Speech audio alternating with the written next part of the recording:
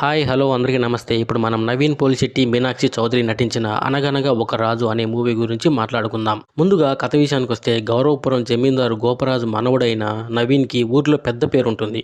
పేరు తప్ప చెప్పుకోవడానికి ఆస్తులేమీ ఉండవు. ఎందుకంటే నవీన్ తాత పేరుకే గోపరాజు, కానీ పెద్ద రసికరాజు. దీంతో ఆస్తులన్నీ దొబ్బెడతాడు.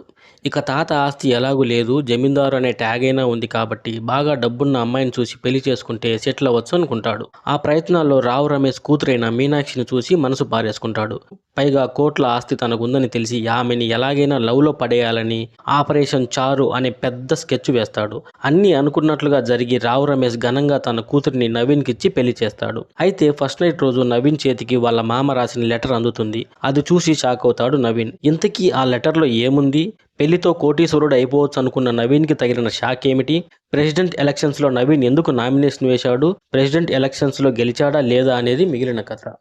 ఈ సినిమా స్టార్టింగ్ 15 నిమిషాలు బోరింగ్గా ఉంటుంది. నవీన్ రిచ్చు అంటూ ఇచ్చే బిల్డప్ సీన్స్, హీరోయిన్ను పడేసేందుకు చేపట్టిన ఆపరేషన్ చారు నాన్ స్టాప్ నవ్వులు తెప్పిస్తాయి. ఫస్ట్ హాఫ్ అంతా కామెడీగా, సెకండ్ హాఫ్ అంతా పొలిటికల్ బ్యాక్డ్రాప్లో సాగుతుంది. ప్రజా సమస్యలంటూ నవీన్ చేసే హంగామాలో కామెడీ బాగా వర్కౌట్ అయిందని చెప్పాలి. ముఖ్యంగా నవీన్ వన్ లైనర్స్ అదిరిపోయాయి. క్లైమాక్స్లో ఎమోషనల్ టచ్ ఇచ్చాడు దర్శకుడు. పాటలు చూడటానికి, వినటానికి కూడా చాలా బాగున్నాయి. ఈ సినిమాలో ప్లస్ పాయింట్స్ వచ్చేసి Naveen Polishetty acting, comedy scenes. ఈ సినిమాలో మైనస్ పాయింట్స్ వచ్చేసి routine story and predictable screenplay. పండక్కి బాగా నవ్వుకోవడానికి ఈ సినిమాని ఖచ్చితంగా చూడవచ్చు. నేను ఇచ్చే రేటింగ్ ఈ సినిమాకి 3/5.